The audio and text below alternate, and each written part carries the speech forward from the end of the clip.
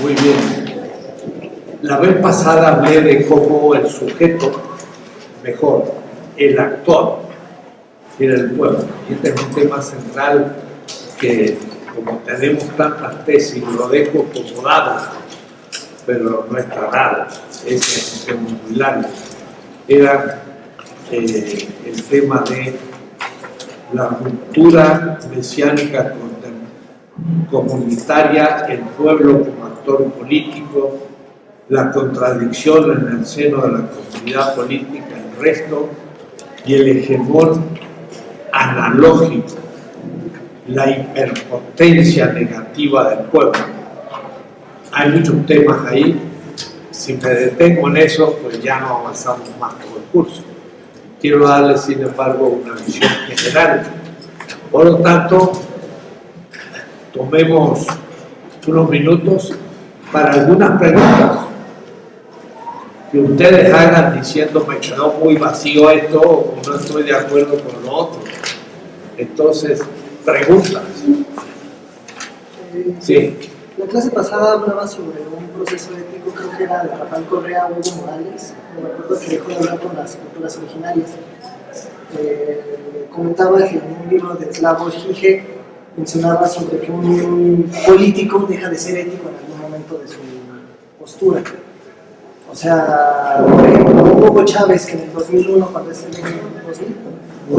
electo, él no estaba planteando el socialismo como proyecto. Sin embargo, después de que hace el golpe de Estado fallido, empieza a fomentar el socialismo dentro de Venezuela. Yo lo que quiero es alimentar un poco el discurso. ¿En qué momento un político puede dejar de ser ético o si la misma ética es, ¿cómo se puede decir? No es tan rígida? No sé si... Sí, pero no veo que haya él dejado de ser ético en la política diciendo lo que tú dices que dijo. Lo que, por ejemplo, el líder de izquierda electo es por la mayoría del pueblo. En un momento quizá no escuchó a todo el pueblo que quería ser socialista y hizo un proyecto más arriba del mismo Chávez, ¿no? Que es el socialismo, sin escuchar al pueblo. Como usted mencionaba a Correa o Evo Morales, no escuchaba a los indígenas, o ha dejado de escuchar. Pues sí, un grupo, una parte de la comunidad política no aceptaría ese proyecto. Posiblemente, pero no estoy hablando sobre ese grupo, estoy hablando sobre el político que no escucha en su totalidad a los grupos. Entonces el ejemplo que das no sería el caso.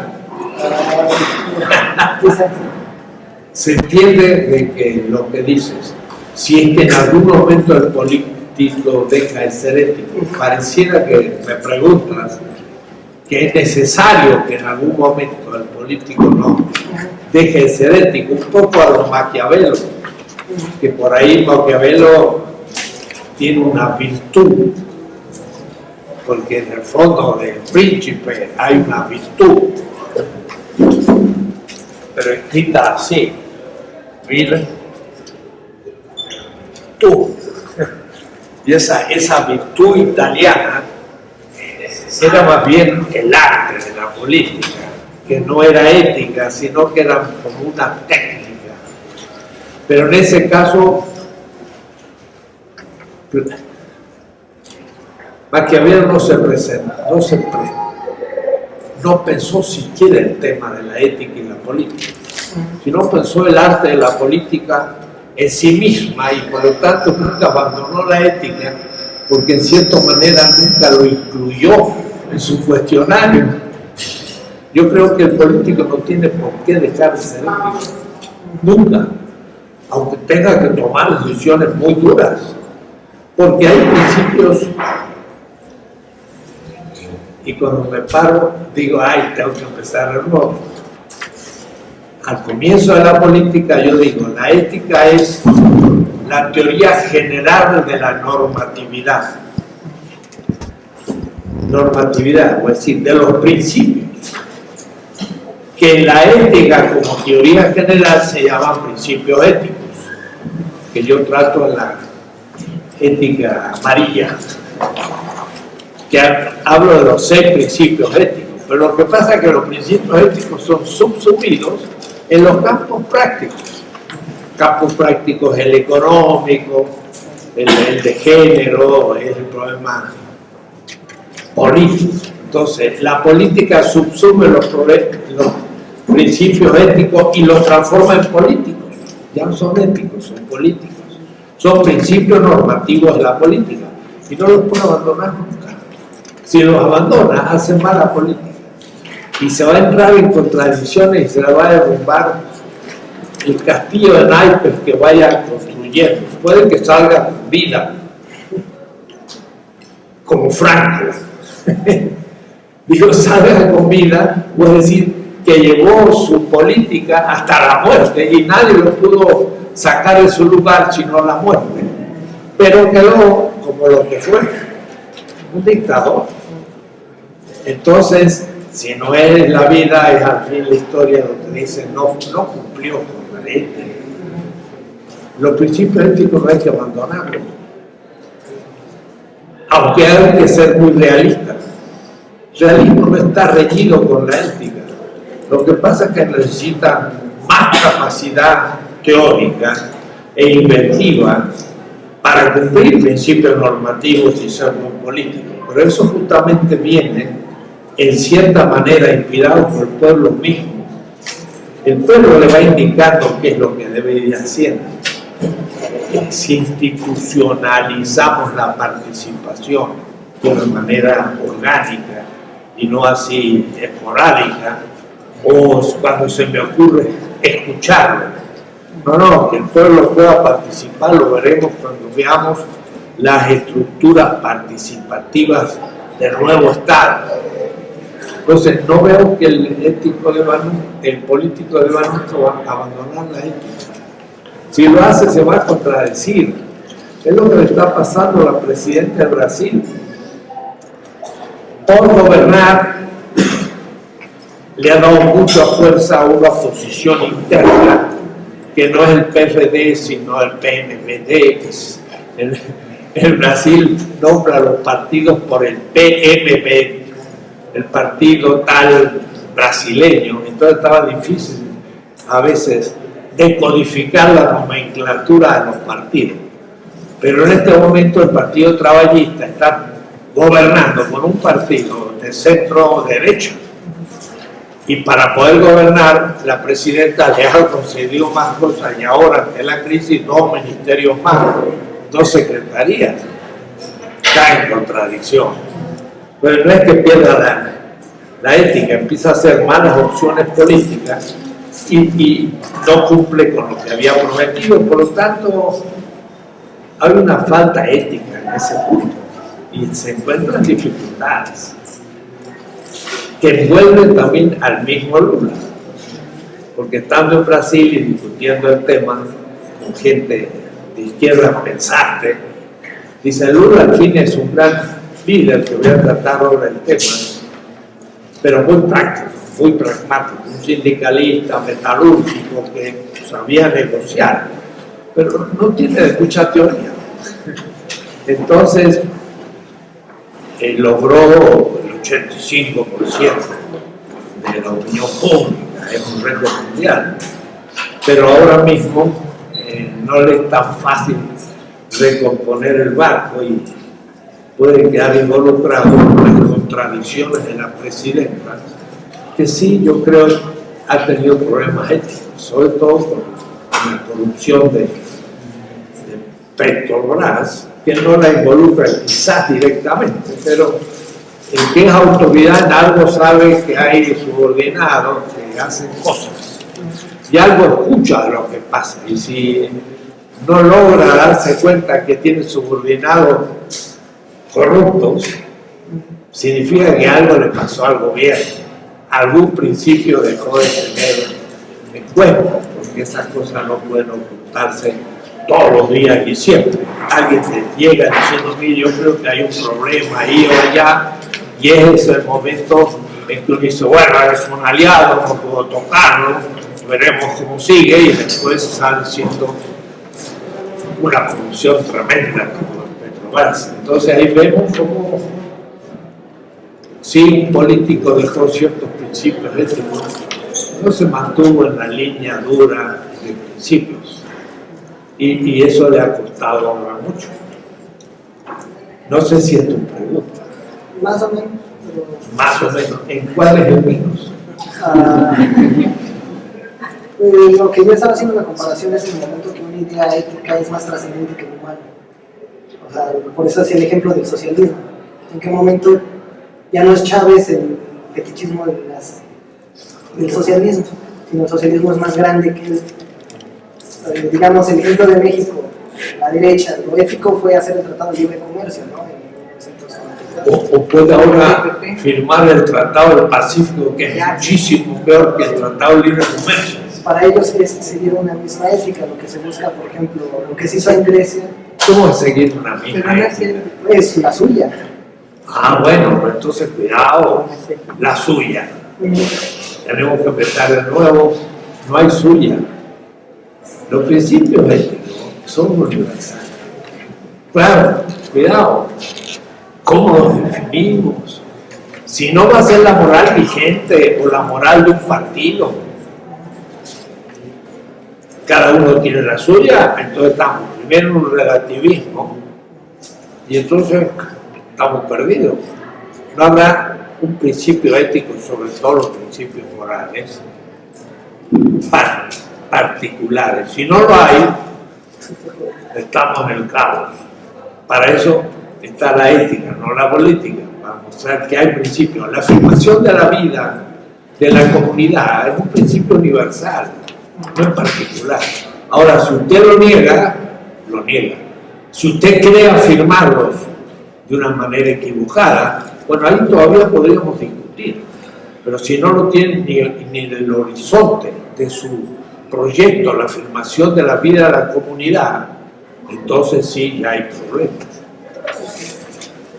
La moral vigente no tiene a la vida como un horizonte a la que afirma, sino más bien el cumplimiento de los intereses de la mayoría, no de la mayoría, de la grupo dominante, diría Gramsci, del bloque social, no social, sino histórico del poder. Y eso va justificando todo. Si alguien se opone, bueno, es el ABC de la ética de liberación. Sí, ya se nos claro. Tienes que ir pensando los temas, porque si no, quiere decir que estamos como los demás y ya no hemos avanzado mucho. Maestro, Evo Morales está siguiendo de alguna manera el extractivismo para mantener digamos, su política extractivista. Evo Morales está, por lo que yo he leído, está como dejando esa intersubjetividad comunitaria de lado, ¿no? Porque los que se están rebelando son las comunidades indígenas, precisamente contra el proyecto económico de Evo Morales.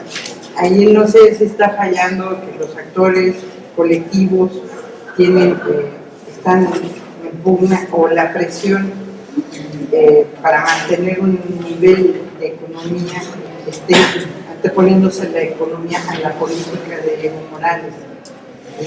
Entonces, la lucha que se está dando es precisamente de los indígenas contra esas políticas económicas de Evo Morales. Bueno, lo dijiste tú muy claro, pero yo no sé si la realidad es tan clara. Porque decir que Evo Morales apoya el extractivismo, hay que ver. Diría, primero, no sabe cómo superar el extractivismo, que es otra cosa. Una cosa es decir, yo estoy por la venta del petróleo y la minería y todo, y esa es la finalidad, y otra, no tengo otras fuentes, ni todavía descubro económicamente cómo defender esos principios. Entonces, yo no diría que Evo Morales es un extractivista, sino en la etapa de transición, la alternativa al extractivismo se va creando muy poco y no hay mucha experiencia cómo lo vamos a hacer. Entonces hay algunos que sí dicen lo que tenemos que hacer es una economía comunitaria indígena, muy bien, pero esto para todo el país, también para las regiones urbanas, y esto podría dar la solución económica no dentro de 10 años, todos los meses, porque no podemos decir durante 10 años no comemos y después ya tenemos un modelo. Tenemos que estar viviendo. Entonces, no, él es un realista crítico, ve las limitaciones que le presenta la situación mundial y nacional y usa la extracción de bienes para venderlo mucho mejor que antes, no reclamando el 10 o 20% para que quede en el Estado, sino el 70%, lo que nosotros no hacemos. Entonces, por lo menos vende el gas y ahora empieza el litio, pero con un enorme impuesto, le llamaríamos, que se transforma en riqueza popular. Entonces, sufre el extractivismo, no lo tiene como proyecto, no saben cómo zafarse tan pronto, y eso es un periodo de transición largo. Y escucha a la gente, porque comete errores y lo corrige. Propuso en el alto su candidato del partido, la gente tenía otro candidato, salió el de la gente, fue batido Evo Morales y dice, la próxima tengo que corregir esto. Tengo que también escuchar más al pueblo en cuanto a la presentación de candidatos. Y un error, pues lo reconoce. Ya está la propuesta del No, porque si no sería una especie de líder que se va alejando de la base y perdería toda autoridad. No la ha perdido, la sigue teniendo. Y logra, sin tener una alternativa plena que no tiene nadie, extraer mayor riqueza que distribuye de inmediato entre la gente. Y el estándar de vida ha subido muchísimo, ha disminuido la pobreza y todo, que le da un fuerte apoyo popular. Entonces no hay que ser tan extremista, es decir, se ha desconectado de la base y tiene un proyecto extractivista. No lo tiene, lo sufre, pero hay que ver cómo lo superamos. En el caso de Brasil es distinto, y en el caso de Venezuela también es distinta porque falta justamente lo que voy a tratar ahora. Y después las dos preguntas ya entra un tema porque ya más o menos tuvimos un foro mínimo. Entonces empezamos el tema de hoy. El tema de hoy era la continuación del anterior pero articulado. El anterior era la ruptura mesiánica comunitaria del pueblo. Y esta es la ruptura mesiánica del singular, la praxis política liberadora. Y en cierta manera, singular. Es decir, ahora no voy a hablar tanto de la comunidad, sino de personas que, por ejemplo, Gramsci hubiera llamado intelectuales orgánicos, que no se piensen que son solo líderes políticos o intelectuales, sino que puede ser un Lula, que era un obrero realmente auténtico, metalúrgico, transforma en un líder de obreros y es lo que Gramsci llamaría un intelectual orgánico. No, intelectual no significa ser profesor, significa ser alguien que es capaz de conceptualizar la praxis y transformarse en algo muy semejante, y esa es mi hipótesis, para traer a colación los dos temas, el mesianismo de Walter Benjamin. Si se lee Walter Benjamin y habla del Mesías, yo quiero compararlo ahora y por lo menos contaminarlo con el militante de Sartre y el intelectual orgánico de Gramsci, o el tema de el liderazgo en la política revolucionaria o de cambio histórico. Un tema que por lo general la izquierda no ha tratado, porque hablar del líder, y ayer mismo había una colega que está haciendo un doctorado en Alemania y está haciendo la biografía de un mexicano muy importante, y entonces ella no sabía cómo denominarlo y le habla de que es como un líder. Pero traducir eso al alemán sale el Führer. Y entonces la profesora alemana que le dirige la tesis dice, no me hable de ese tema. Y entonces hablarle de Volk, también en alemán, es lo mismo. El Volk de Hitler y el Volksgeist de Hegel, entonces no me hablen de pueblo. Entonces ni se puede hablar de un líder o de un intelectual orgánico ni de pueblo, y entonces las palabras que más usa la gente se nos evaporan y tenemos que empezar a usar categorías que no tienen significación en la vida cotidiana. Por eso es que quiero volver al tema del liderazgo en política, que sería la importancia de la persona singular en los procesos de cambio radical.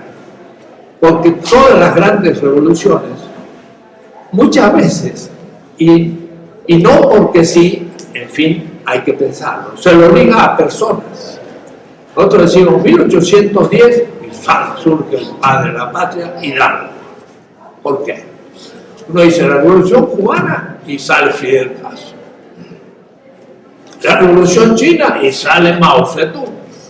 La revolución rusa y ¿quién no puede pensar en Lenin? Y después dice, no, el tema no hay que tocarlo porque es un tema peligroso, fascista. Entonces no podemos ver la significación de la singularidad dentro del pueblo. Ese es el tema que quiero trabajar.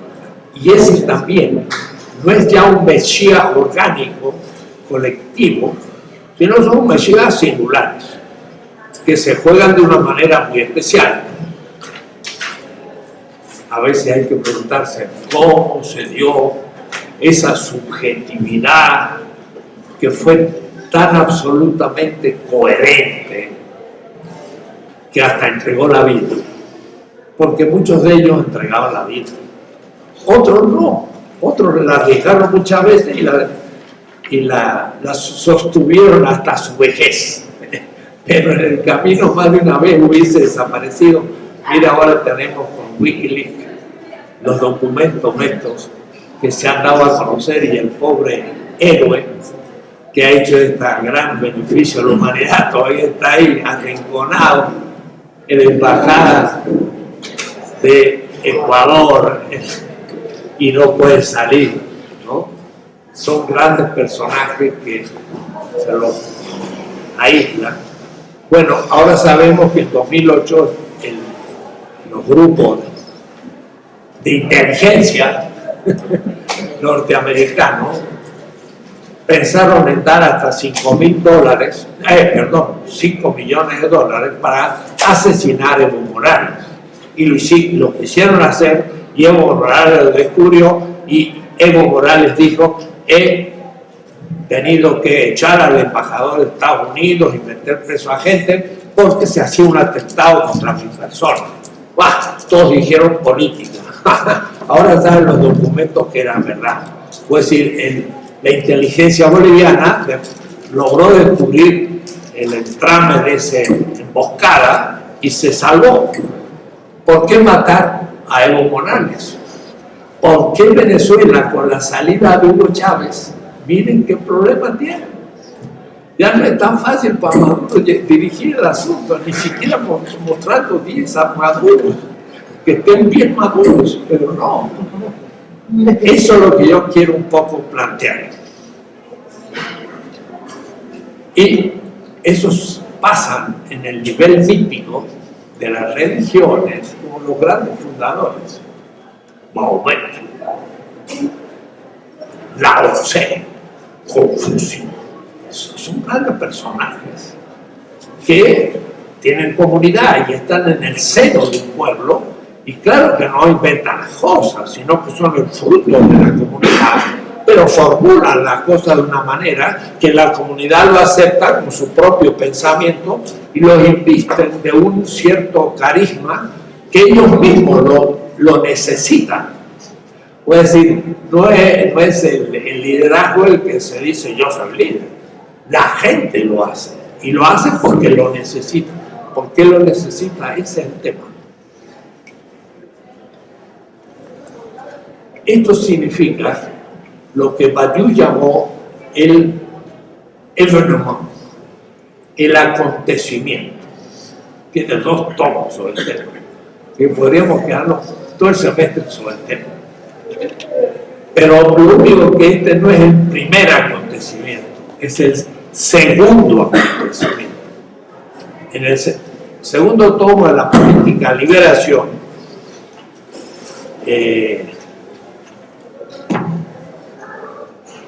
en el parágrafo 15, dice el acontecimiento fundacional. Y ahí es donde trato el tema, ¿qué es el acontecimiento para Badiou? Entonces hay que ir al tomo 2.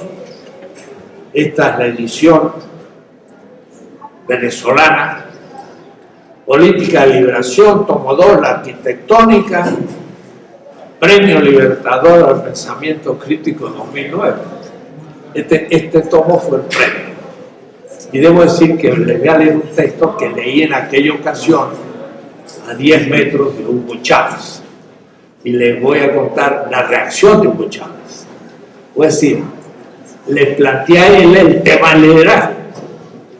Y voy a llegar al punto en que voy a llegar al punto final y cuál fue su reacción, que estuvo hablando 2 horas sobre el liderazgo.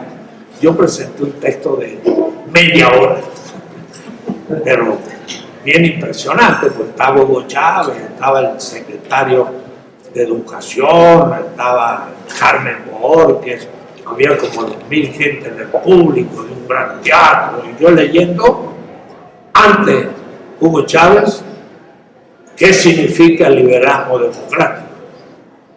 Y yo veía la cara de Héctor Díaz Polanco, que estaba ahí, como diciendo, a ver si mete la pata. Porque no estaba fácil. Van a ver que voy a tratalizar la situación. Voy a decir, esto también se lo dije a una líder y fue muy profundo su reacción. Entonces, primero habría que entender cuál es el primer acontecimiento, pero fundacional. Pero en el fondo, en realidad nunca hay un acontecimiento fundamental o fundacional, es como una abstracción. Porque decir que Hidalgo fundó la patria es pensar que antes no había nada. Hubo todo un mundo amerindio que existió acá en el valle, los aztecas, los mayas por el sur, y aún la época colonial fue una sociedad muy especial. Sin embargo, Hidalgo, claro, es el que está debajo, entre comillas, metafóricamente, míticamente, como fundador de la patria. Pero esto tiene mucho significado. A eso le llamaría yo el acontecimiento fundacional. Pero ahora se trataría de no repetir el acontecimiento fundacional, sino hacer otro acontecimiento más allá del acontecimiento fundacional, que sería la liberación de un México que, aunque dejó de ser colonia, sigue siendo colonia a muchos años. Este tratado transpacífico tiene cláusulas secretas en donde todos los problemas económicos que establezcamos van a ser dirimidos en cortes norteamericanos.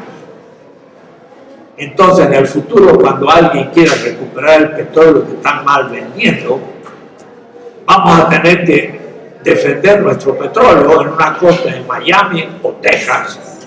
Y por supuesto los jueces no nos concederán nada y lo hemos ahora acordado. Es una traición peor que el Tratado de Libre Comercio, lo que está aconteciendo en este momento. Entonces, revertir eso no es el primer acontecimiento, es la liberación del orden establecido que se ha corrompido, mientras que antes era como fundar lo nuevo. Entonces habría que releer un poco el sentido de Badiou, y es muy interesante. No lo voy a hacer sino en pocas líneas, pero de la página 67 en adelante del tomo, yo voy tratando el asunto. Y Badiou se basa mucho, como yo, en el ser y tiempo de Heidegger. Y ahí dentro es que define que es un acontecimiento. En alemán, Ereignis. En francés, Événement, evento. Entonces, hay un texto que cita Badiou, el ser y tiempo, está en la página 68 del tomo segundo, que dice así: el término situación, dice Heidegger, es un concepto existencial. El ser en el mundo, al ser en el mundo, le es inherente la espacialidad. Estar en una situación es estar en un lugar. El ser ahí, el ser humano, espacializa las cosas. Eso también lo traté, por ejemplo, en el caso de Marx, la espacialización del capital, tema que a veces no se trata, y la temporalización del capital, porque el capital también tiene un tiempo, entonces se puede aplicar muy bien la ontología al pensamiento de Marx. Pero la espacialidad peculiar del ser ahí, del ser humano, sobre la base de la cual se asigna la existencia, en cada caso su lugar, Ort.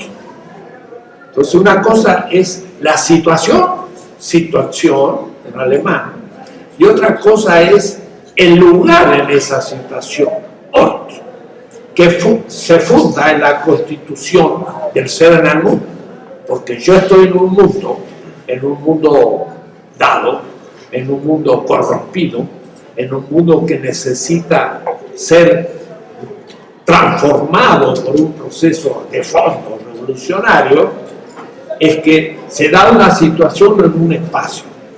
El ingrediente primario de esta constitución le llama Heidegger el estado de resuelto, Erschlossenheit.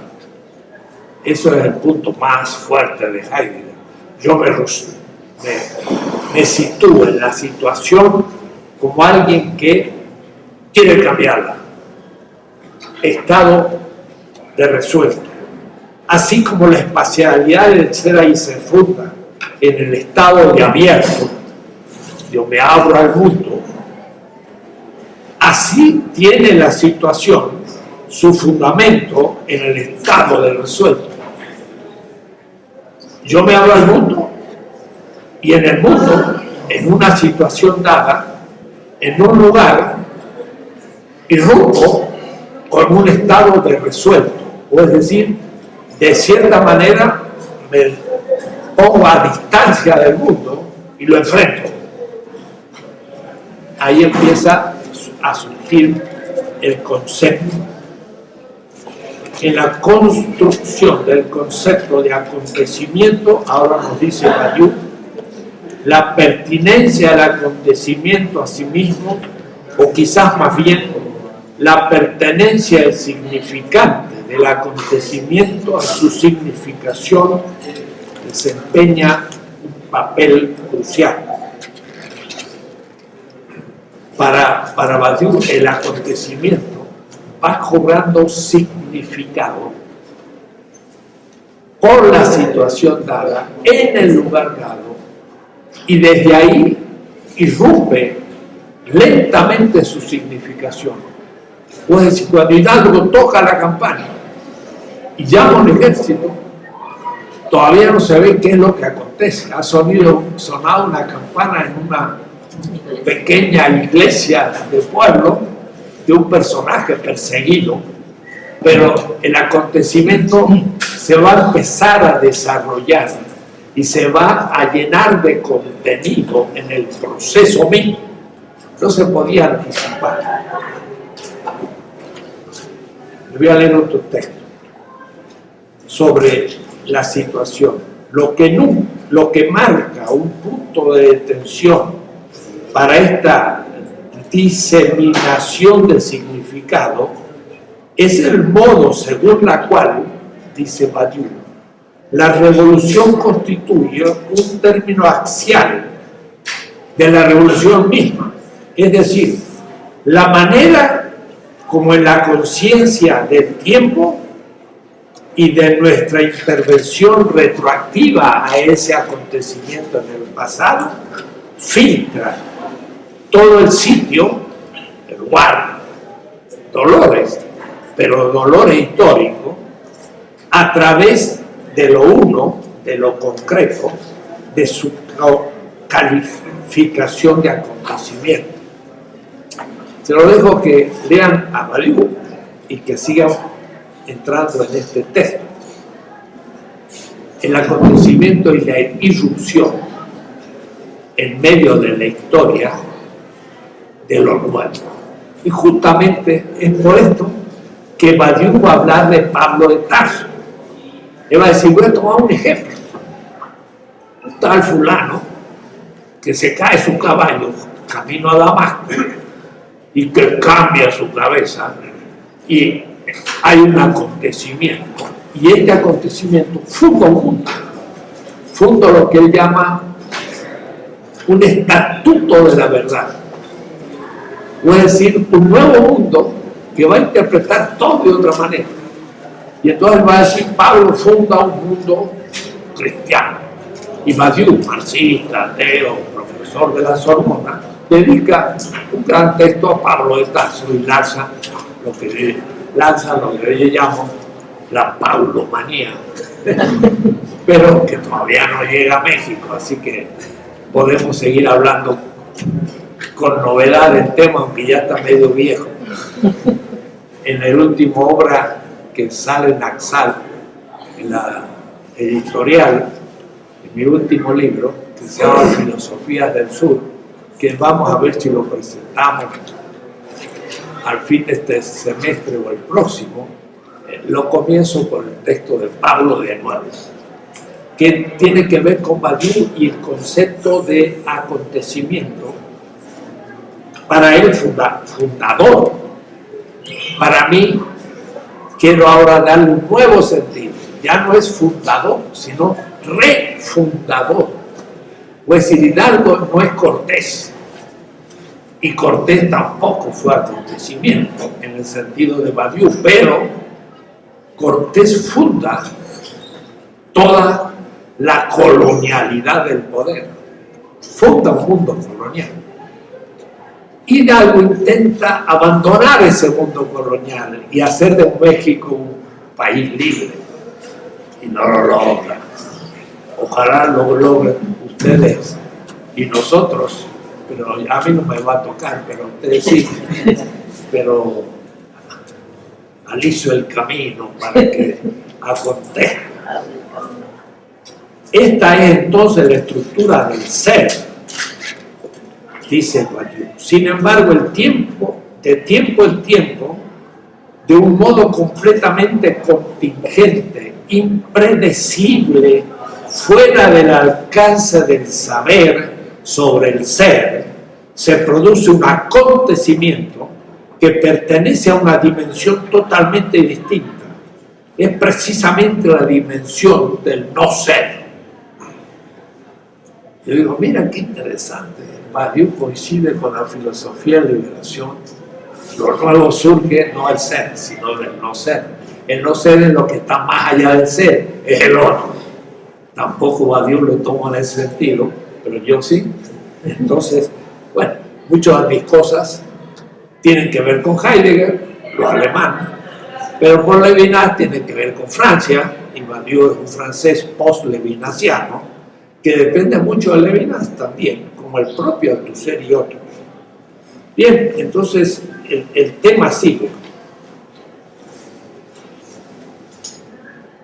El debate filosóficamente reconstruido apunta a tres conceptos. La interrupción, ¿cómo? Es la ruptura. Es esa ruptura de la que habla también Pablo. Y es de lo que habla Walter Benjamin. Se pasa el cronos, el tiempo normal, del sistema ya acontecido al kairos, que es el tiempo del peligro, de la novedad. Y es el momento en que Hidalgo ya había sufrido peligro, ya lo habían echado director del seminario de Morelia, que no se llamaba Morelia, sino Valladolid. Se iba a llamar Morelia por su alumno Morelos, pero era nada menos que director de un seminario teológico, filosófico importante, pero ya sus ideas ya no eran muy aceptadas ni por el virrey, ni por el obispo, ni por nada. Lo mandan al fondo ahí para que no haga ruido, a Dolores, para que sufra además con la Virgen de los Dolores. Pero él sigue actuando, es el que lee la vida de Hidalgo, hace puentes, innova la agricultura, también hace hijos, lo que no tenía que hacer, y otras cosas. Pero era un hombre muy creativo. Y acontece el acontecimiento. El debate filosóficamente constituido apunta a tres aspectos. La interrupción, cuando toca la campana interrumpe. Era un cura rebelde y ahora es el fundador de un sistema. No lo sabía.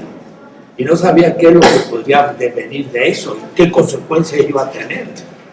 Él se sintió honestamente llamado a que los españoles habían dado el golpe a los criollos que habían tomado el poder en el 1808, entre ellos pues, los primeros Talamantes y demás.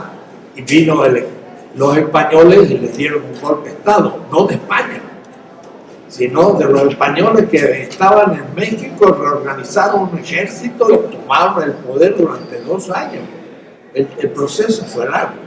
Y entonces Hidalgo ya no acepta esto y convoca, pero ahora convoca un ejército con esclavos y le tiene que decir, les otorga la libertad, y a los campesinos y a los indígenas, y es del pueblo.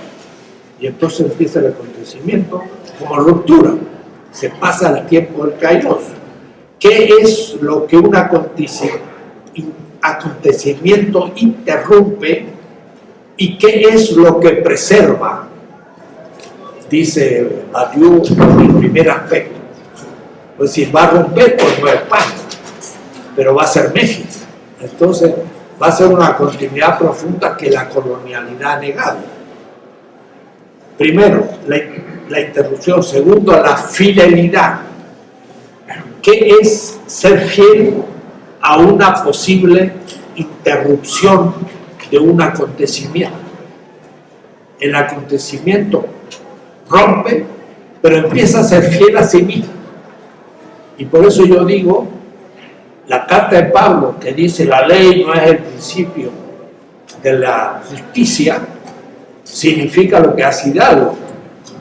Las leyes de India no me hacen ser bueno si yo las cumplo. Al contrario, cumplir las leyes de India me hace ser injusto, pero sin conciencia de tal, porque estoy cumpliendo la ley. Es lo que Hincklhammer llama la maldición de la ley. Todo un libro, lo tengo ahí en mi escritorio, lo estoy releyendo, todo apuntadito, la maldición de la ley, ¿no? ¿Y cuál es el nuevo principio de justificación? Lemuná. Y ahora estoy leyendo un libro muy interesante que me envió Ramón Grossfogel. Miren qué tema, no se asusten y no me critiquen. Pero dice así: descolonizar Jesucristo.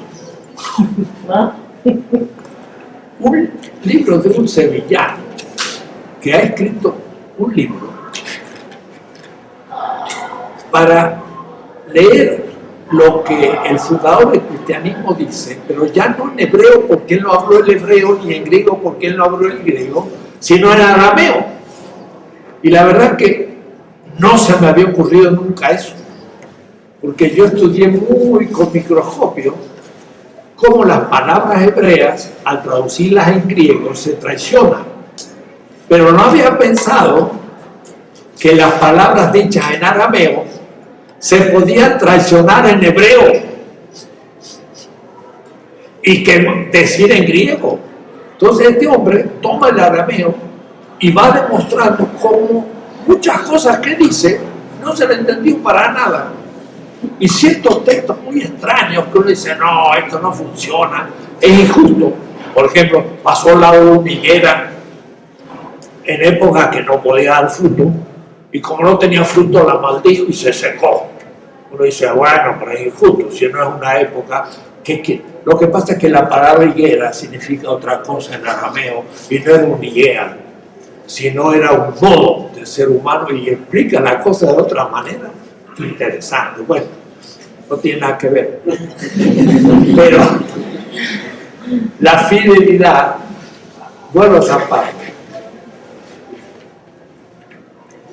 La ley no es el que justifica la justicia, sino el consenso de los oprimidos, como dice Fidel Castro, cuando el pueblo cree en el pueblo. Y esta certeza de que el pueblo es el origen de un proceso, vamos a leer unos textos de Rousseau después, es un nuevo principio de justificación. Y eso es justamente lo que está detrás de la fidelidad, porque ser fiel a esa certeza. Creen que tienen un mensaje con lo cual pueden transformar el Imperio Romano. Cuando van a querer hacer ese mensaje, hacerlo real, se van a enfrentar de nuevo a la posibilidad de la muerte. Y ahí van a poder decir, no, mejor renuncio o lo afronto. Y la fidelidad se va a jugar hasta la muerte como milagro.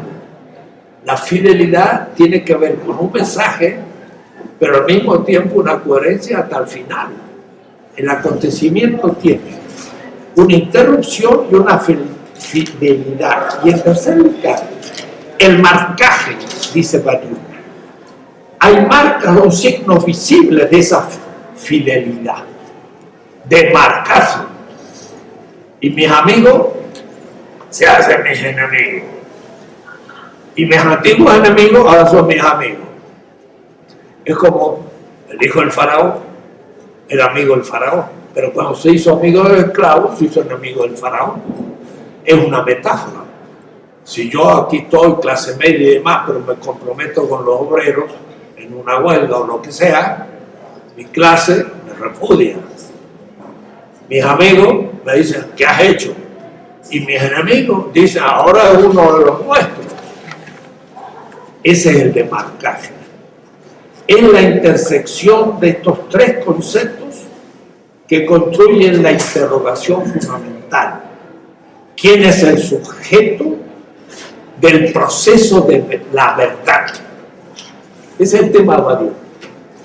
La fidelidad a un estatuto de la verdad, pero en realidad es de un mundo. Entonces, el acontecimiento es una ruptura, es la fidelidad a aquello que me hace que rompa, y al hacerlo práctico, un demarcaje.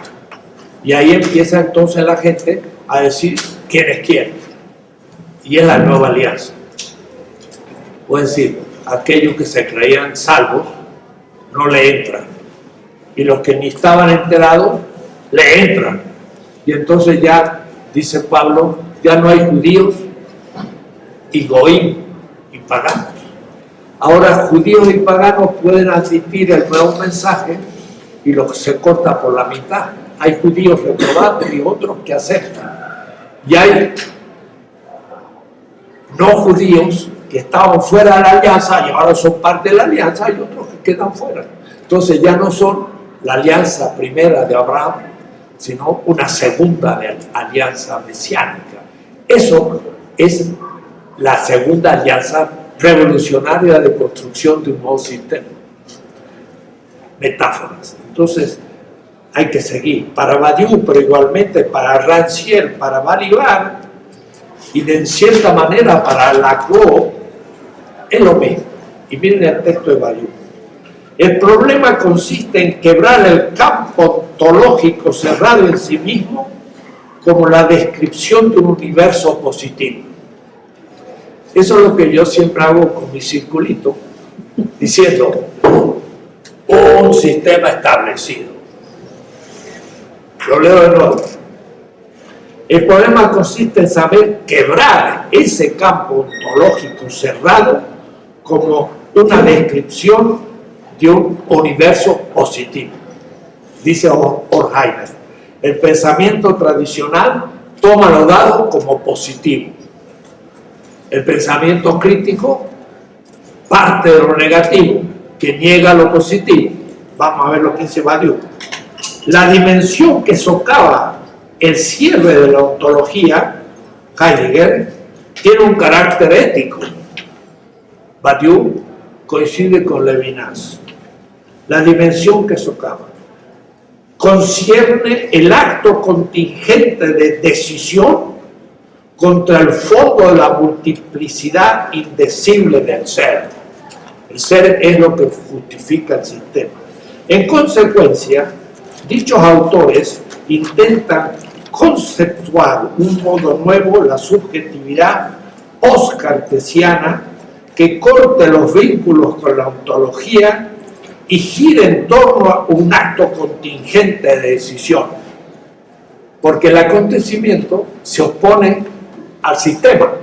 Yo lo represento en decir, los esclavos en Egipto se oponen al sistema. Y esto es contingente. Ese es el acontecimiento. La irrupción de los esclavos. Y esto después van a tener que construir un nuevo sistema. Pero lo que nos pasa es que ahora ya no es acontecimiento fundacional, sino que ya Egipto existía fundado por un acontecimiento faraónico allá hace 5.000 años. Pero los esclavos estaban fundando un nuevo orden, que era el de la tierra prometida, México libre. Y no del todo. Por eso entonces que ahora estamos en el segundo acontecimiento. Hubo un primer acontecimiento de Hidalgo y ahora estamos en un segundo acontecimiento que es el que ustedes son actores. Y para ellos lo decían, había un primer acontecimiento abrámico que Dios hizo una alianza con Abraham, pero ahora hay que hacer una nueva alianza. Son metáforas, pero de una racionalidad que hay que entender. Zizek, refiriéndose de alguna manera a esta temática de la tradición francesa, Zizek se refiere a Foucault en este texto. Estoy leyendo tomo 2, que ya tendrían ustedes que saberlo, pues entrar al tomo 3, pero como no lo han leído, entonces estoy releyendo para que vean la complejidad de los temas, que no son anecdóticos ni periodísticos. Dice Zizek, todos estos autores, o es decir, Althusser, Badiou, Rancière, Foucault, etc., oscilan entre proponer un marco formal neutral que describa el funcionamiento del campo político sin ninguna toma de partido específico y la preeminencia acordada a una particular práctica política izquierdista. Foucault representa una concepción del poder como una herramienta neutral que describe el fondo, cómo funciona todo campo de las estructuras del poder existente y de las resistencias de ello. Pero, por otro lado, es inevitable la impresión de que Foucault estaba de algún modo apasionado del lado de los oprimidos, lo cual es evidente. Y yo comento, aquí podría abrirse una sospecha. ¿No será que al final Badiou se encuentra apresado en un cierto formalismo, en un cierto subjetivismo? Porque la situación es puramente ontológica, pero no llega nunca a ser concreta, nunca llega a ser económico, política, y se mantiene a un nivel de abstracción, ya que el acontecimiento no tendría referencia a una estructura propiamente real, porque, y ahora cito, la indecibilidad del acontecimiento significa que este no tiene ninguna garantía ontológica, no puede ser reducido a una situación previa ni deducida de ella, ni es tampoco generado por ella, surge de la nada que era la verdad ontológica de esta situación anterior. Y ahí es donde digo, esto es un cierto formalismo, porque no surge de la nada del sistema, en cuanto que el sistema es el ser, y lo que no es ser es el no ser, la nada. Pero esa nada no está vacía, esa nada es toda una historia que irrumpe. Entonces, esto no lo captan, y bueno, si me quedo en el tema no voy a entrar al de hoy, se los dejo que ustedes sigan leyendo. Hay varias páginas sobre este tema, cómo se pasa del caos al acontecimiento.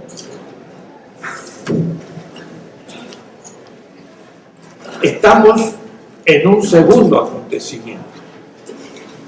El segundo acontecimiento es ya no meramente el caos y el primer orden, sino el orden que se ha entrópicamente corrompido. Y por eso que hay que partir de él para hacer un nuevo sistema. Y esto está, mejor dicho, en el propio Pablo. Pablo no piensa en un acontecimiento fundacional, sino en un segundo acontecimiento. Y esto explica un poco qué sentido tiene aquello de dos testamentos, que son dos alianzas o dos etapas, dos eones, como decía Pablo. Es decir, que parte de uno ya constituido y lo pone en cuestión y pasa a un segundo. Descrito lo cual, ya he descrito toda la historia futura, porque toda historia futura va a ser un orden que se corrompe y uno nuevo que surge. Y entonces ya tengo la lógica de la liberación, del proceso. Y el que encabeza ese acontecimiento es inevitablemente una persona o un grupo de personas, le va a llamar resto, Hidalgo y sus amigos, los patriotas más cercanos, pero por último Hidalgo, por último Hugo Chávez, por último Castro. Y entonces se presenta una aporía, la aporía que yo defino en la carta, esta carta a los indignados, en el segundo parte, parágrafo 3. La aporía entre la democracia o participación del pueblo y el líder, que voy a llamarle carismático por ahora, y voy a tener que enfrentarme a Weber y a una cantidad de cosas. ¿Qué función cumple la persona en ese acontecimiento?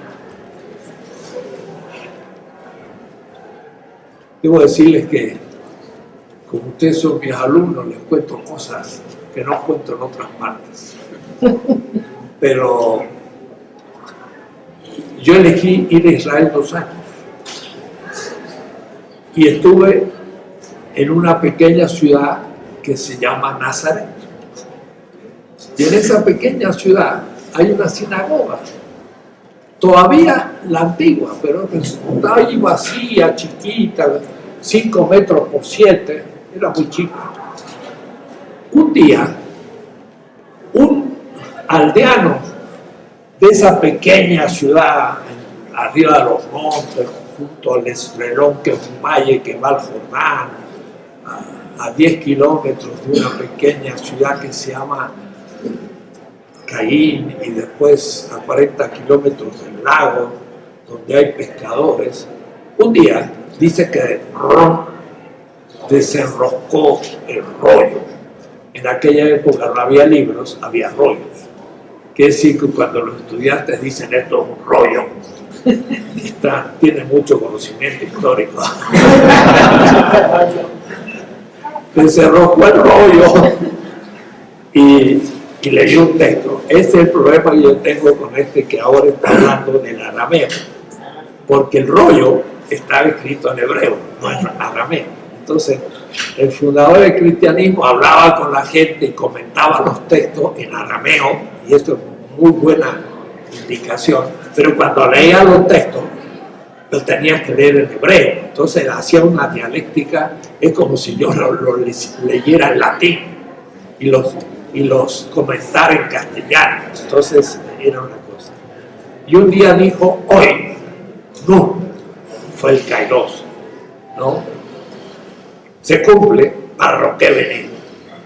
Y se arrojó el rollo y dice, el espíritu. Y el espíritu es esa convicción, si lo secularizamos. Me ha consagrado para dar una buena nueva a los pobres.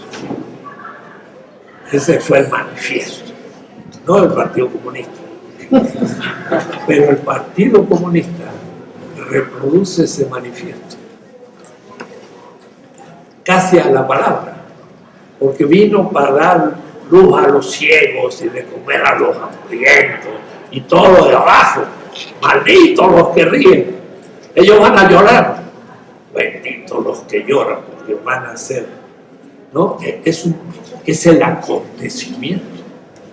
Y los sábados íbamos ahí a la sinagoga con un grupo de la cooperativa de construcción de casas palestinas y reflexionábamos esos textos. Así que eso lo hacía yo en el año 59 del siglo pasado, cuando tenía 25 años. Así que pelo negro, joven, carpintero, papás. Caminaba por el primer piso de los muros a 10 metros y no tenía miedo, caminaba lo más bien, porque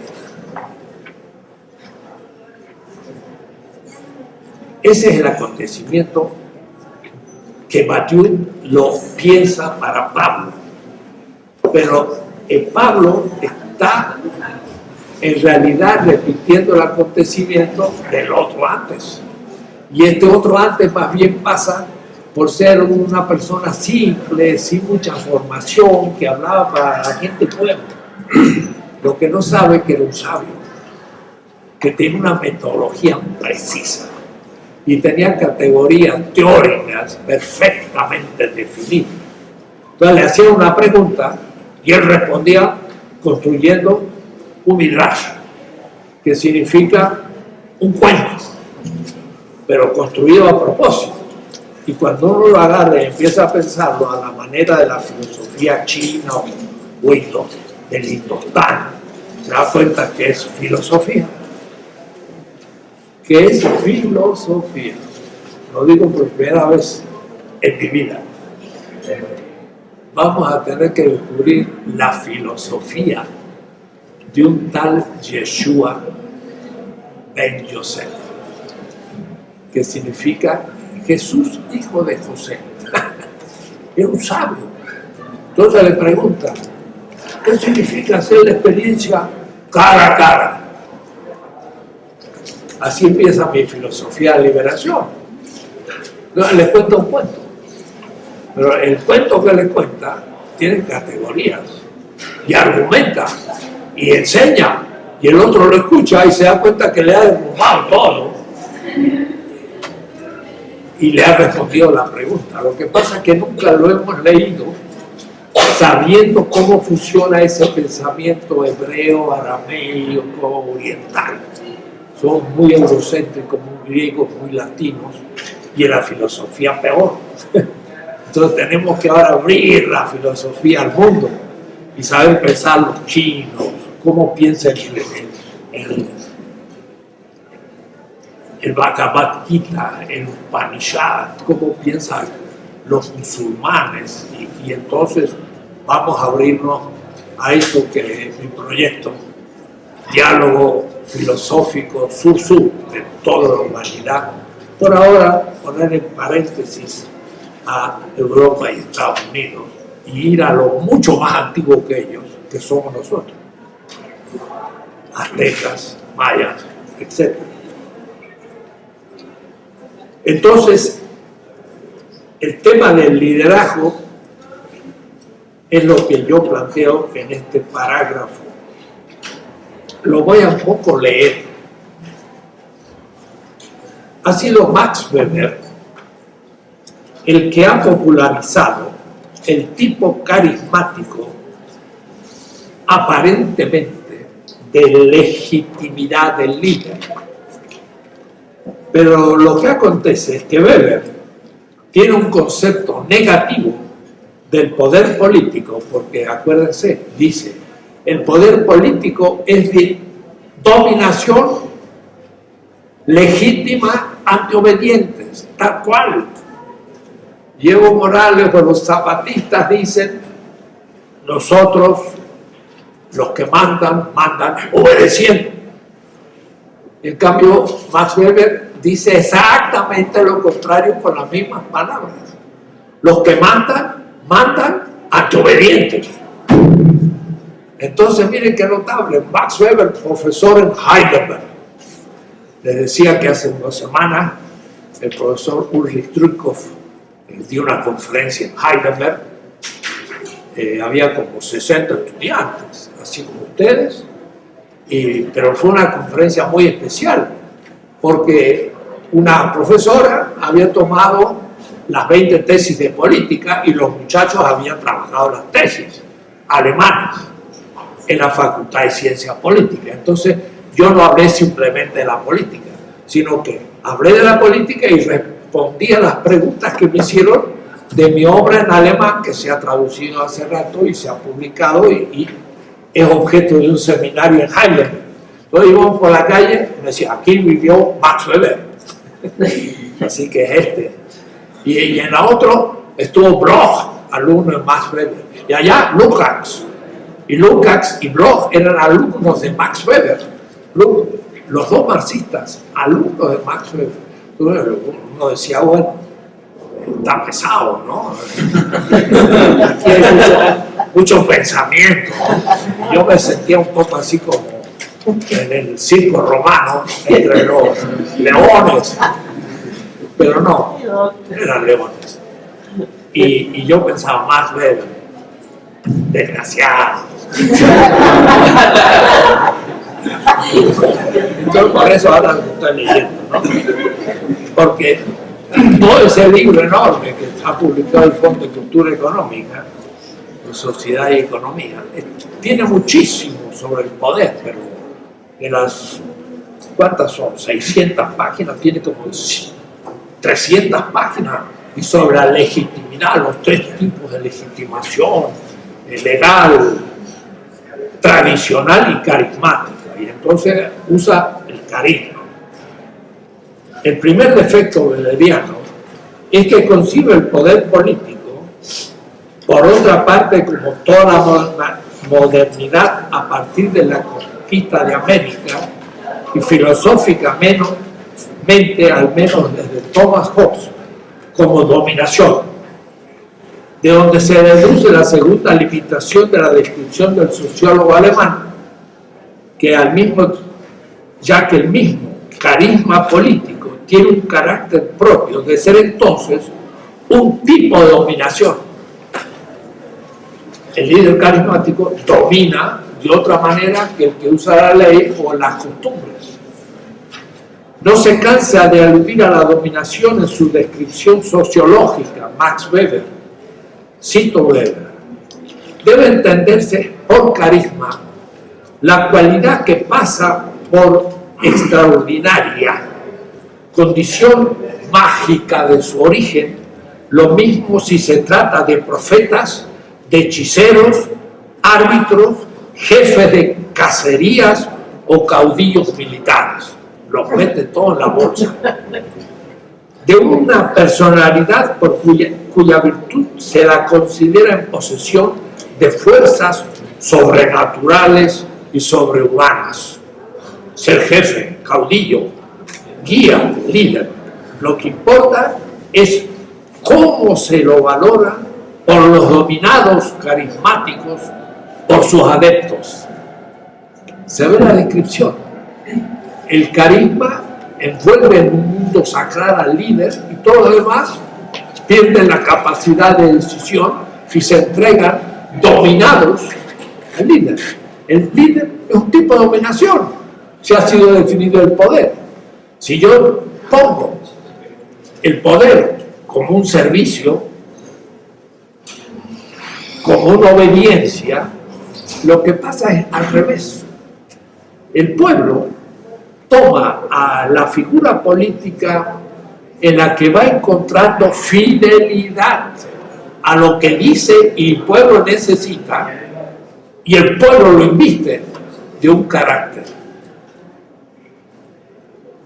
de guía. Él lo inviste. Entonces es interesante ver en los momentos en que alguien es investido por el pueblo de un cierto ámbito del cual él mismo se siente extraño y de pronto debe comenzar a cumplir funciones de actor, pero es porque el pueblo lo ha definido. Es muy interesante leer cuando Hugo Chávez se transforma en un líder. Es cuando le hacen el golpe de Estado y nombran el presidente nuevo, el ejército, sus mismos compañeros de ejército. ¿Y qué pasó? El pueblo fue a Miraflores y lo sacó de la cárcel y entonces lo invisten. Ese investir al líder o al conductor es un acto del pueblo, no es un acto del líder. Y como servidor va a ser un instrumento del pueblo, no un pueblo un instrumento de él. Para ver, los dominados son sumisos seguidores del líder político y por eso el carisma político es un modo irracional de legitimación de la acción política cuyo fundamento se basa en el reconocimiento. Para Weber, la legitimación es reconocimiento por parte de los dominados. Eso es legitimación. Puede decir que los dominados lo reconocen, entonces eso es legítimo. Por eso él dice, el poder es dominación legítima. Si la legitimidad viene por el consenso de la comunidad, y de ahí surge la constitucionalidad y el sistema de las leyes y todo, ese consenso original, que es lo que Pablo de Tarso llama pistis, fe, porque es el consenso básico por el que esa comunidad va a empezar a ser actor transformador de la historia. Ese consenso es la legitimidad. Y léase aquí con alguna corrección, pero con bastante corrección, a Jürgen Habermas. Eso es lo que dice Habermas. Y yo diría, lo aprendí de Apple y me pareció bien. El consenso del pueblo es lo legítimo. Y eso que no dice, antes que Apple, 4 siglos, 5 siglos, Bartolomé Las Casas. El rey no es rey si no tiene el consenso populi, el consenso del pueblo.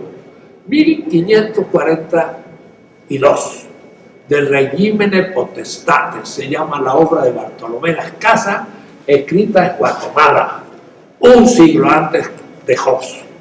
Y ahí sí tenemos una doctrina de legitimidad. Y por eso entonces Weber piensa todo al revés. Y cuidado, esto influye a toda la izquierda. Si leímos el Estado y la Revolución de Lenin, encontramos resabios. Para Lenin el Estado también es dominación. Y entonces, ¿qué hacemos? Tenemos que disolver el Estado. Y podemos fundar un nuevo Estado. Se va a volver dominación. Entonces ahí es el tema anarquismo. Toda institución es perversa. y entonces la política es imposible. Por eso que el 2 de octubre había una manifestación pacífica y de pronto surgieron unos ahí encapuchados y se dijeron anarquistas. Deben ser infiltrados no sé dónde. Si alguien sospecha que es gobernación, podría ser. ¿Qué hacen ahí unos anarquistas? Se salieron de pronto a tirar bombas molotov y a hacer líos para decir que todos los que se recuerdan el 2 de octubre son anarquistas. Eso es manipulación del gobierno. ¿Quién otro va a hacerlo? ¿A quién engañan? A sí mismos. O a los que quieren decir que fueron anarquistas. Y si lo son, pobres de ellos. Era la enfermedad de la izquierda, como decía en este punto Lenin. Pero no se supo definir el poder positivamente. Y al no definir el poder positivamente, el mismo liderazgo no es un servicio, sino es una dominación. Y entonces uno le diría a Lenin, ¿y tú? No, yo estoy al servicio del pueblo, por supuesto. Estaba completamente entregado. Pero había todavía en la izquierda una concepción, porque se pensaba que el Estado era burgués. Claro que lo era. Y el zarista ni burgués, porque la burguesía ni había llegado. Era monárquico. Entonces, la izquierda está en contra del Estado porque o es feudal o es burgués. Y una cosa, que cuando tú, izquierda, seas representante y ejerzas un poder delegado del pueblo, ¿qué ejercerás? ¿Dominación? No, entonces defíneme qué es el poder. Y ese es el tema actual. Por eso que tengo gusto que ayer estuve hablando con un chileno y en Chile los muchachos están muy activos, ¿eh? Y me dijo, maestro, leemos sus 20 tesis. Y se me rompieron los botones de la camisa. Porque sirve para la gente. Porque mi política no es tirar abajo el Estado burgués. Sí, pero también son los principios cómo construir el nuevo Estado. Pues si no, ¿qué hacemos? Tiramos abajo y después el tema va a terminar al final, en la página 83. Yo digo, el liderazgo perfecto es su disolución. Y ahí es donde Hugo Chávez agarró este tema y se los voy a contar cómo lo desarrolló. Pero no puedo llegar ahí todavía, así que voy a seguir despacito. Destruyo primero, o intento argumentar en contra, el falsa descripción de lo carismático de Weber, que es lo que se impone en Habermas, en todos los pensadores críticos. Toman a Weber como gran sociólogo y es eurocéntrico absoluto. Cuando hice mi América Latina en la Historia Universal hace casi 45 años, me llamó la atención la pregunta de Weber que dijo, ¿qué es lo que permitió que la cultura europea haya devenido una cultura universal? Esa pregunta es el eurocentrismo. Y luego dedicó, pero un enorme tomo sobre los chinos.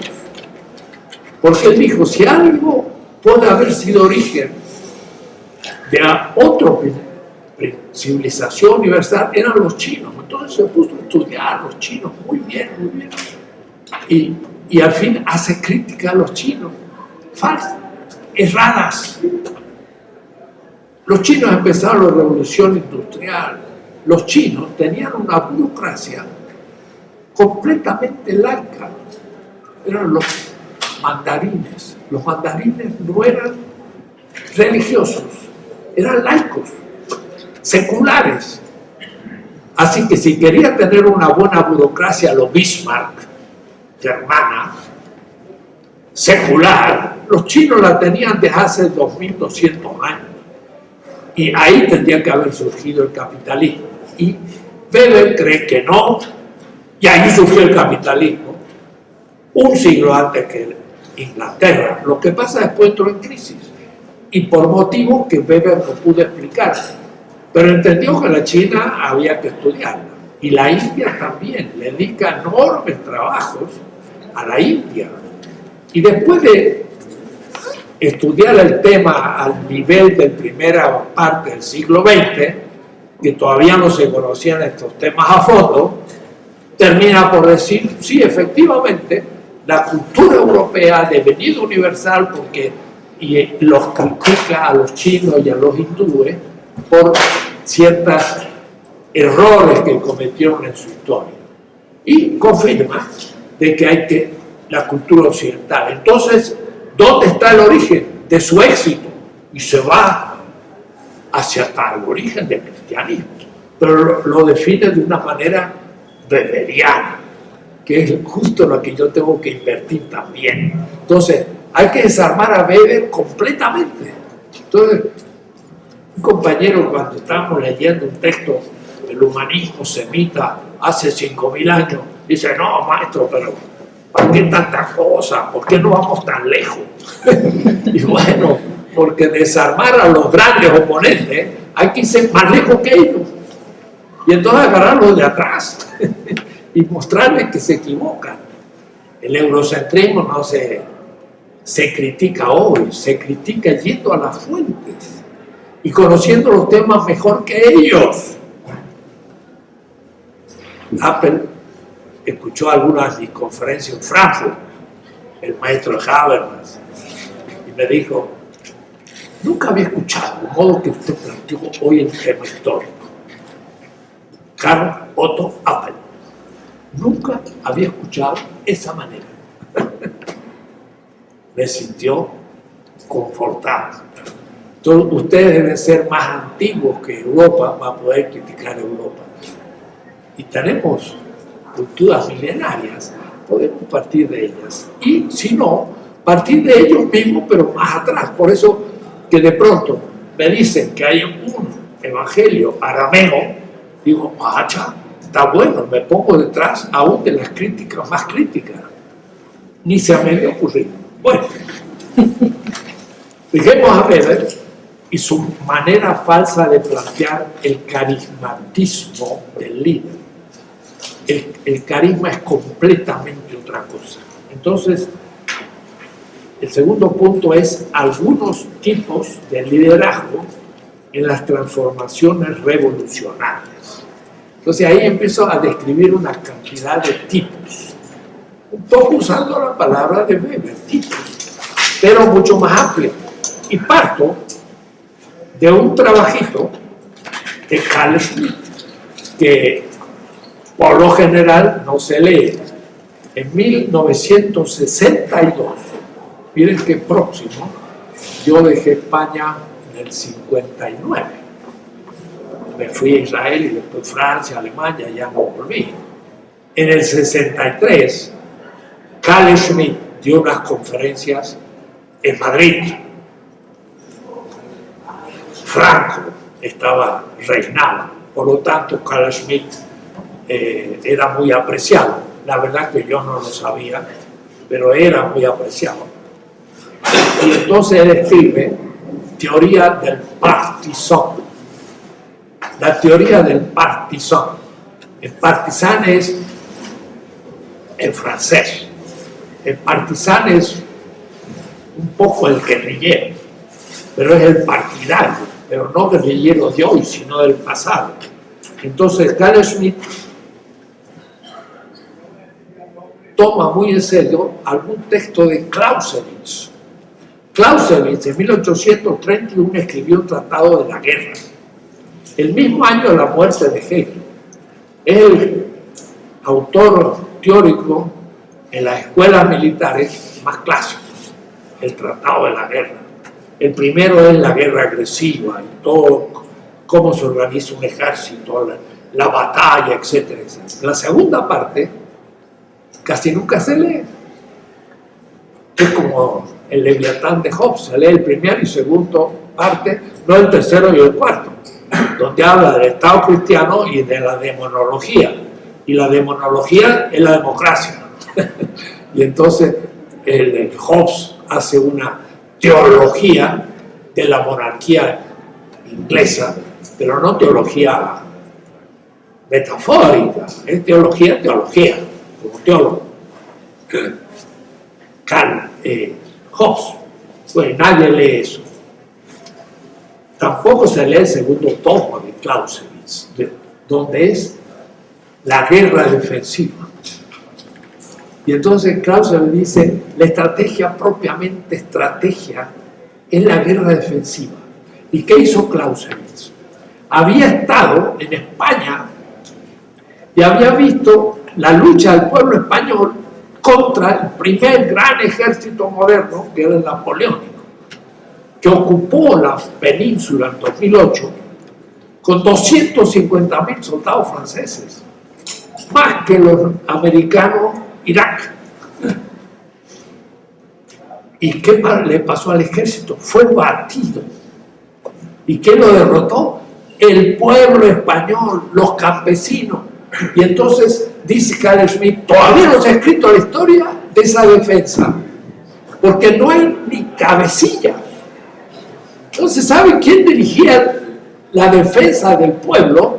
En ningún pueblo, era la gente. Y como era la gente, los historiadores nunca han hecho la historia de la resistencia española a la invasión napoleónica. Y Clausewitz entonces estudió ese tema, se fue a España. Y mira lo que escribe. La lucha del pueblo en Europa civilizada es un fenómeno del siglo XIX. Miren el eurocentrismo. La lucha del pueblo en la Europa civilizada, porque los demás no están civilizados. Es un fenómeno del siglo XIX. Puede decir que todos los demás pueblos tuvieron batallas, como no eran civilizados, pues todavía no vieron esto. Eso, de paso, cuando uno lee, con el sospechómetro, le sale un texto eurocéntrico. Otro lo lee y no se da cuenta. Tiene sus defensores y sus adversarios la lucha del pueblo. Y usa la palabra de paso, el pueblo. No puede decir de la clase obrera, porque no había clase obrera en España, porque no había revolución industrial. Entonces, los últimos, los adversarios, consideran, ya sea en un sentido político, como un medio revolucionario, un estado de anarquía declarado legal. Interesante. Estado de anarquía declarado legal. Mal dicho, pero lo que quiere decir es un estado de anarquía que es legítimo. Tan peligroso para el orden social de nuestro país como para el del enemigo, que se levante el pueblo. Entonces, mucho cuidado, hay que ver qué significa. O bien, en sentido militar, que era el de Clausewitz, creen que el resultado no está en proporción con los gastos de fuerzas.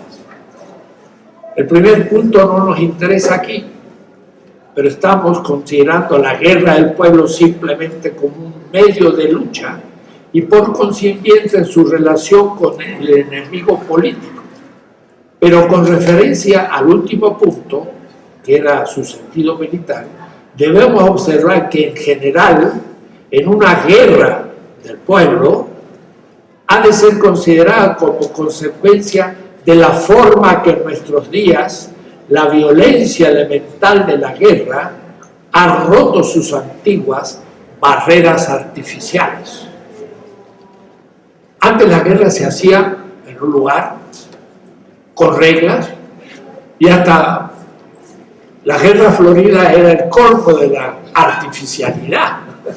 Eran guerras establecidas en la época en que no había que trabajar el campo ni tener cosechas, puede decir en la época en que no se trabajaba. Entonces en esa época se hacían las guerras, era artificial, porque había normas, no se mata a los jefes enemigos, se los encarcela, se los juzga, se los respeta. La guerra era muy artística, pero ahora han roto esos límites porque el pueblo entra en función y entonces se generaliza. Digo yo, Schmitt observa que el paso siguiente consiste en la del revolucionario profesional, el que organiza la guerra del pueblo, y eso le va a llamar el partisán. Entonces, Carl Schmitt, que hablaba de la Constitución, amigos y enemigos y todo eso que ya conocemos, tiene un último librito en que se toma el tiempo de pensar qué son estos revolucionarios que terminan por ser guerrilleros. Y ahí va a hablar de Lenin, va a hablar de Mao y va a hablar de líderes. Entonces, por eso lo tomo a Carl Schmitt despacito para ver qué es lo que dice. Uno de ellos, lector asiduo de Clausewitz desde 1515 en Suiza, era Lenin. Para Clausewitz, Lenin es justamente un nuevo tipo de político porque es un revolucionario profesional en medio de la guerra del pueblo. Eso no había existido antes en la historia.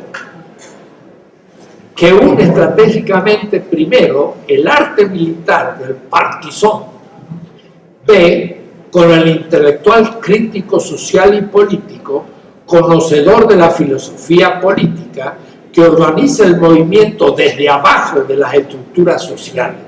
C, en tanto que miembro de un partido político que le sirve de apoyo cotidiano, de comunidad teórica de debate y de referencia estratégica de organización nacional. Nunca había existido ese tipo de personaje. Carl Schmitt, interesante porque es muy usado, pero no se ha metido en este librito. Esto supone, dice Carl Schmitt, una evolución del concepto de lo político que toma aquí un sentido nuevo que constituirá una transformación formidable. Es la irrupción de un líder en función del pueblo, pero con aquella investidura, no tanto de un líder carismático a los Weber, sino ahora quiero relacionarlo al Mesías de Walter Benjamin, completamente distinto. Y continúa Schmitt. Lenin fue el primero en tener plena conciencia de que el partisán era una figura central de la guerra civil nacional e internacional, el primero también en buscar transformarlo en un instrumento eficaz en manos de la dirección central de un partido. Entonces, la guerra de resistencia popular, la estrategia de la guerra y al mismo tiempo un partido político con una teoría. Y por eso Lenin decía, sin teoría no hay revolución, pero tampoco hay revolución sin lucha. Y en este caso, lucha de clases.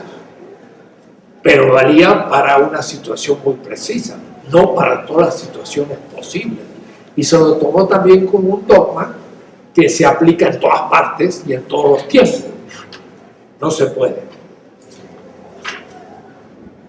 En el artículo La guerra de los partisanos, del 30 de septiembre de 1906, Lenin encara el tema por primera vez. Entonces ahí tenemos un político que al mismo tiempo entra a un proceso de cambio histórico.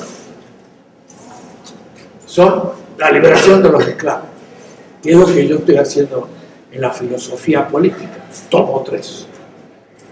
Y no solo como movimiento colectivo, sino también viendo la función de la singularidad. Lenin mismo es un conductor. Y él por primera vez empieza a concebir ciertas cosas. Nacía así el concepto de partisán en el sentido actual. En el mismo momento surge también un nuevo sentido de enemigo y enemistad, porque Schmitt había dicho, hay amigos y enemigos, y esto constituye lo político. Pero ahora hay otro tipo de enemigo, porque antes el enemigo era un enemigo político del que yo debía incluirlo en una cierta fraternidad. Y por eso que la lucha era argumentativa por elecciones y demás. En cambio, en el caso de Lenin ya es un levantamiento armado. Entonces ya no es solamente un convencer al enemigo, sino puede ser un eliminar el enemigo. Entonces, para Carl Schmitt se pasaba de la política a la guerra y dejaba de ser político. Pero era un problema nuevo para él, y pensemos que lo está diciendo España, 1962, en pleno franquismo, donde se estaba en España levantando el pueblo, y la universidad, y a mí me tocó 2 años en España, 59-61, fui alumno de Aranguren, y él encabezó unas huelgas universitarias contra el franquismo, y se estaba levantando lo que después va a ser la República, y que después de la muerte, no porque lo tiraron abajo, el Franco tenía mucho colmillo, preparó todo hasta después de su muerte, y tenemos todavía al rey que propuso Franco. Problemas y al mismo tiempo realidades, en fin.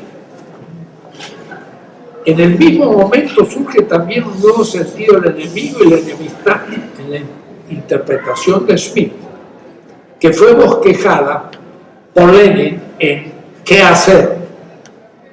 En 1902. Él ahí, ¿Qué hacer? Muestra que el enemigo ya es no un mero enemigo político, democrático, liberal. ¿Por qué? Porque no se propone tomar el poder en el Estado burgués, sino hacer otro Estado, y por lo tanto tiene que ser revolución, cambio radical, filosofía de la liberación. Eso es lo que estoy explicando. Yo estoy explicando cómo surge un nuevo Estado. Pero la palabra liberación significa ese gesto.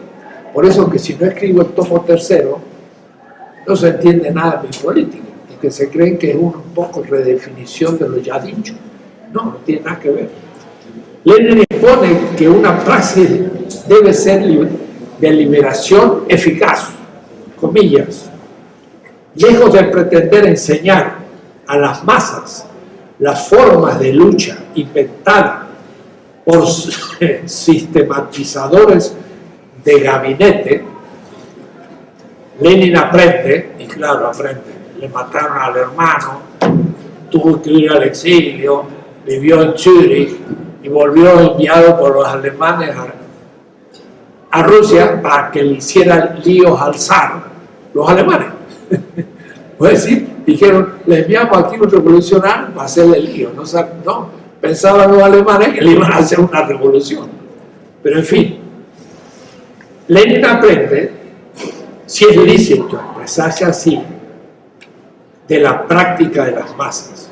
Schmitt muestra cómo Lenin sitúa la lucha dentro de una guerra civil que puede ser legal o ilegal.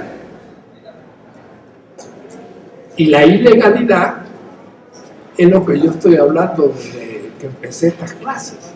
Yo también justifico la ilegalidad. Hidalgo era ilegal de las leyes de India. Si hubiera sido legal de las leyes de India, seríamos todavía Nueva España, porque tenía que cumplir con la ley. Pacífica o violenta. En la época del foquismo, allá en los 60 y 70, si ustedes leen mis trabajos, van a ver que yo voy a decir, la violencia es ambigua, pero no es intrínsecamente criticable.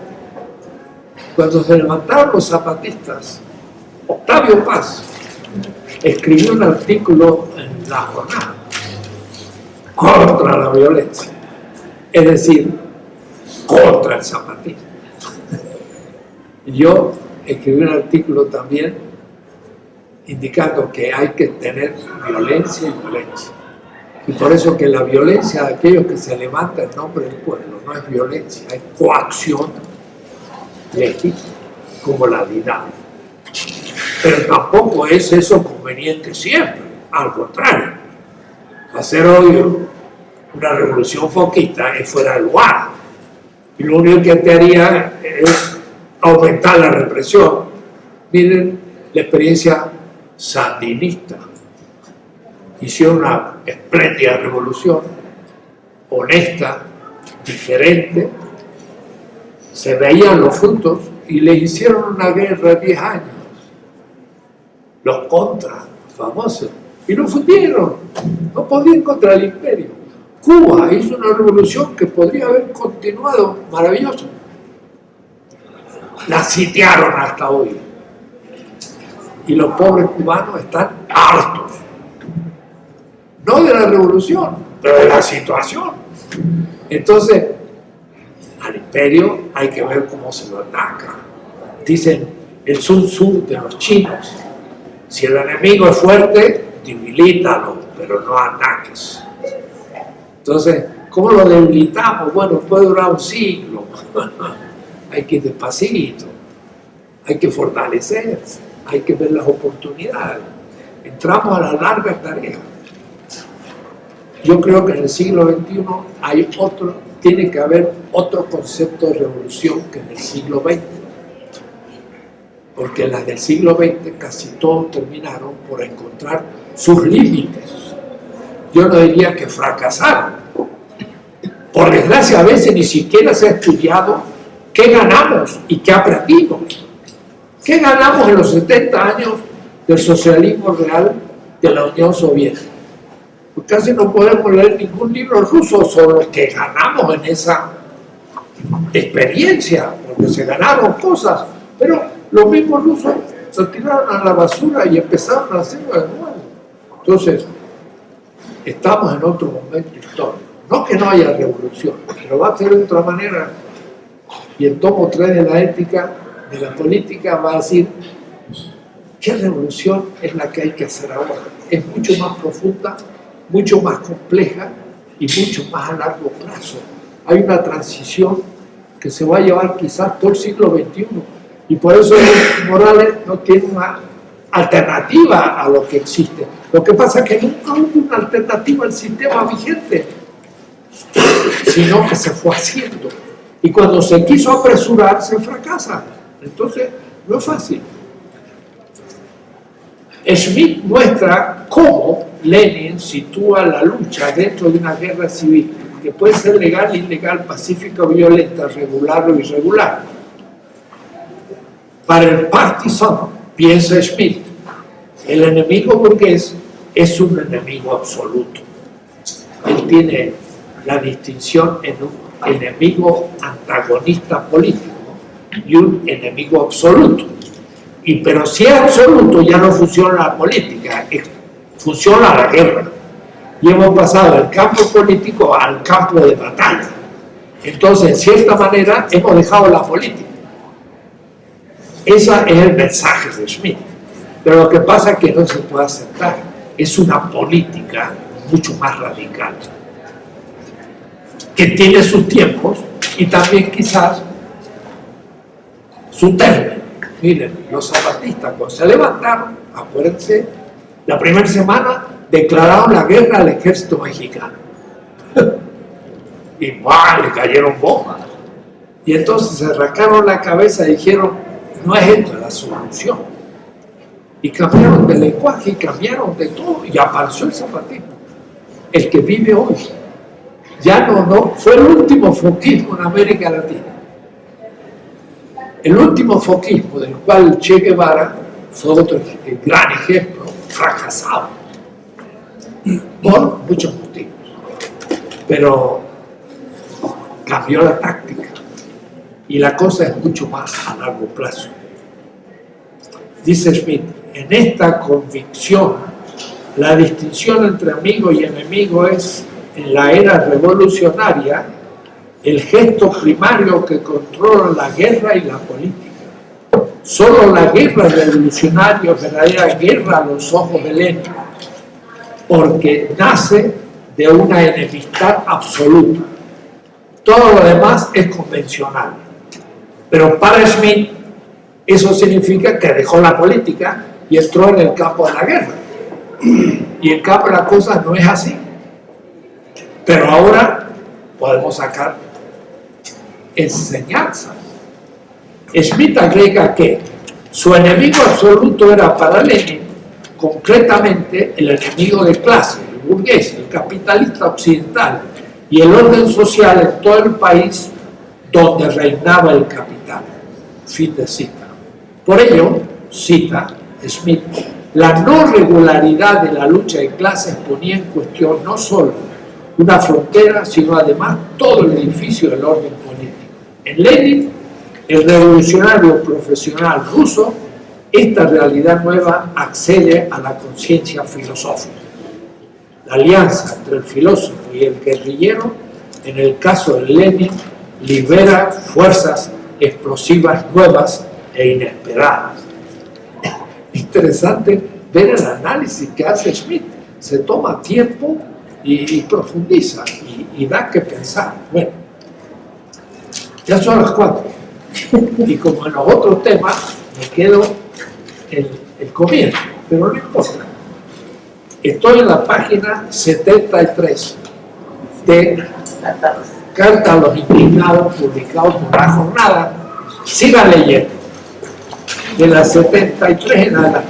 Debo decirle que al final de mostrar los líderes de izquierda como Lenin, Mao, Fidel Castro y los de derecha como Hitler, Pinochet y demás, diciendo qué significa un líder democrático, el cual en cierta manera estaba indicando que era Hugo Chávez, sin nombrar.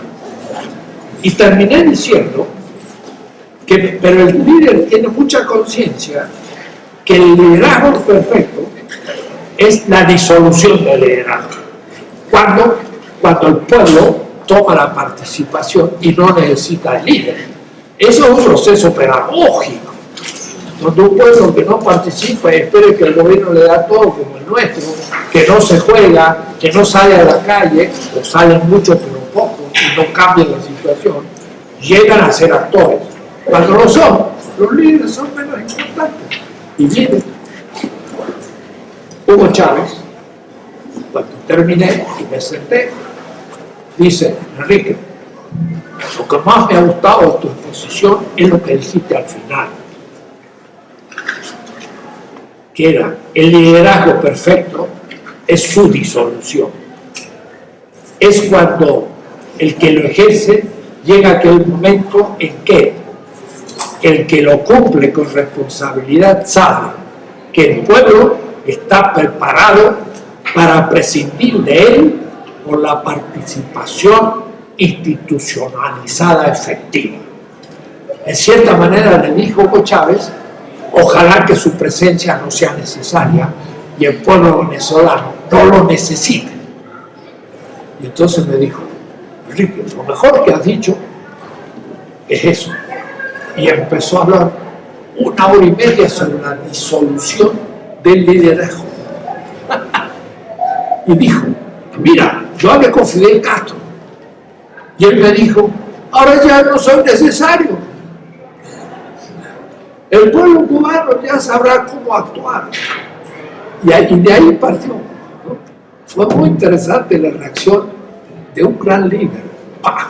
Murió poco después. Y Venezuela sufre su ausencia. Quiere decir que el liderazgo cumple una función, tiene un peso gigantesco, porque el pueblo inviste a alguien de una responsabilidad que sabe que la puede cumplir, pero es un magisterio. Cuando el show del domingo Hugo Chávez hablaba, tomaba un pizarrón y le explicaba a la gente y lo escuchaba a todo el mundo. El domingo a la tarde, ni los partidos de fútbol podían verse, había que cambiar el horario. La gente escuchaba a Hugo Chávez a hablar, y era como maestro de primaria, diciéndole, mira, está el municipio, por abajo del municipio están los consejos, y esos consejos hay que tener democracia directa, y después viene el municipio, y después viene la provincia, y demás, y entonces estaba un grupo de filósofos, y estaba Horacio Echeverri, y cuando le tocó a Horacio, dijo, comandante, me resulta muy difícil hablar a un militar, porque en mi patria los militares son represores del pueblo. Así le dijo a Hugo. Y entonces Hugo dijo, muy bien, estoy de acuerdo. Mira, aquí está el director de la escuela militar. General, venga para aquí. Y se vino los... El filósofo ha dicho que los militares en América Latina dominan al pueblo. ¿Qué piensa usted? El director de la escuela militar. El director dice, nosotros estamos formando a los militares al servicio del pueblo. No dijo, y en fin. Yo he dado una conferencia en la escuela militar. Eran como 700. También Juan José dio una conferencia ahí, tenientes coroneles en toda la escuela militar. Y le iba a hablar de estrategia. Entonces, Lenin, Mao, la estrategia revolucionaria, y hablé. Pero después, cuando me vi el programa de estrategia en la escuela militar, yo lo había repetido. No decía nada nuevo, ellos lo estudian. Toda la estrategia del Pentágono, pero también la estrategia de Lenin, de Mao, etcétera, ¿no? Están haciendo un ejército al servicio del pueblo. Entonces, el líder sirve. Es parte de ese conjunto de articulaciones mesiánicas, donde el pueblo es la comunidad mesiánica, pero también se necesitan las personas ejemplares que la gente intenta imitar y leerá sus obras para aprender. Entonces, este tema, la ruptura mesiánica del singular y la praxis política de liberación, la lucha deconstructiva revolucionaria, el segundo acontecimiento, más allá de Badiou, y la función de todo esto. Son temas que tengo que exponer, pero ya estoy atrasado. Mis clases orales van delante del escrito esta vez, por primera vez. Así que me sirve para ordenar ideas y empezar a poner por escrito para que surja en el futuro. Bueno, terminamos por hoy y seguimos.